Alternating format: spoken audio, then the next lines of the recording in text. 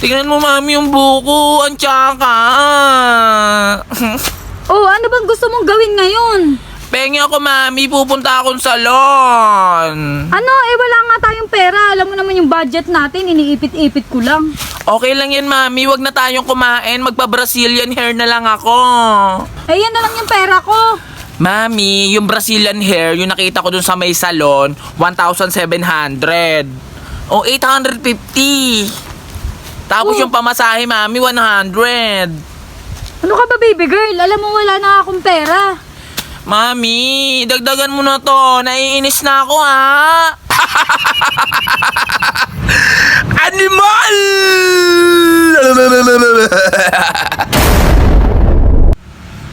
Naku, mukhang wala pang laman tong mga sagingan ko dito, ha. Paano kaya ako makakaani nito? Ay, ayun! Ayun, may isa ng puso ng saging. Kaso paano ko makukuha to ngayon? Wala akong hagdan. Ano ba yan? Sarap niyan igata, oh. Baka meron pa dito, hanap pa nga ako. Mami! Oh, baby girl! Mami, pwedeng makahingi ng pera. Pera na naman, wala tayong pera. Mami, kasi ang pangit na ng buko eh. Sino nagsabi? Ang ganda-ganda nga eh. Yung mga friendly ko, mami. Kasi mami sa kanila, yung mga hair nila ang gaganda. Maganda rin naman yung buhok mo, anak. Huwag ka na mainggit. Mami, oh, tignan mo, hindi siya straight. Kasi mami, dun sa mga friend ko, iba-iba yung kulay ng buhok nila. Merong kulay pink, tapos kulay brown, tapos mami, ang kikinta. Baka kasi sila, ang dami nilang pera. Mami, naiinggit ako eh. Huwag ka na mainggit, anak. Ano ka ba? Tingnan mo, mami, yung buko. Ang tsaka. Oh, ano bang gusto mong gawin ngayon? Pengi ako, mami. Pupunta akong salon. Ano, wala nga tayong pera. Alam mo naman yung budget natin, iniipit-ipit ko lang.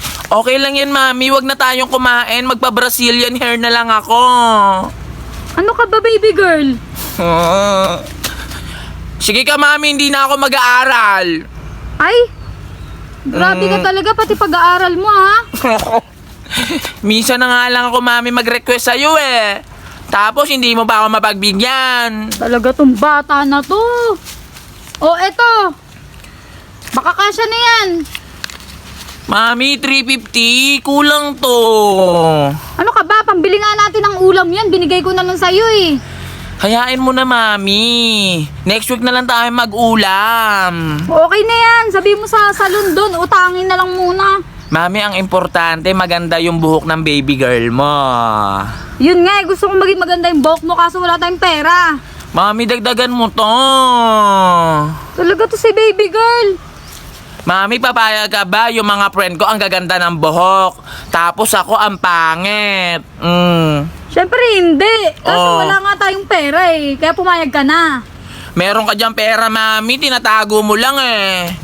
Talaga to si baby girl. Alam mo ang mahal-mahal ng tuition mo. Tuition, ipantotongit mo lang yan. Gaga ka talaga. Oh, eto, 500. Mami, ipa-Brazilian hair ko na lang tong buhok ko, mami. Kaysa matalo pa to sa tong-it. Sige na. Ay, mami, Ano? kulang to. Anong kulang? Yan na lang yung pera ko. Mami, yung Brazilian hair, yung nakita ko dun sa may salon, 1,700. O, 850. Tapos Oh. yung pamasahe, mami, 100. Ano ka ba, baby girl? Alam mo wala na akong pera. Mami, dagdagan mo na to. Naiinis na ako, ha? Talaga to si baby girl, oh. Mm. Sinasagad mo talaga, pasensya ko. Oh, eto, last na yan, ha. Wala na. Yay! Mami, alis na ako. Sandali. Sigurado kang gaganda yung buhok mo dyan sa pinaggagawa mo, ha. Gaganda to, mami. Kasi gusto ko yung makintab eh. Brazilian ka pang nalalaman. Tingin mo, mami, ano magandang kulay dito? Siguro, brown yun. Maganda yun, bagayin sa'yo. Brown? Gusto ko kasi, mami, violet. Violet, ano ka ba? Bagay kaya sa akin, mami, yung violet? Ewan ko sa'yo kung ano pinaggagawa mo sa buhok mo. Tingin mo, mami, anong kulay maganda dito? Brown siguro ang babagay sa'yo, anak. Makinig ka sa akin. Brown? Ay, basta yung makintab siya. Oo, yun. O sige, mami, ayun na lang gagawin ko, ha? Thank Sige na. you. Huwag ka muna, mami, magtong-it. Ha? Ewan ko sa'yo. Talaga kayong mga Gen Z kayo. Kung ano lang uso, yun yung gusto nyo. Paano ko kaya makukuha to ngayong puso ng saging na to?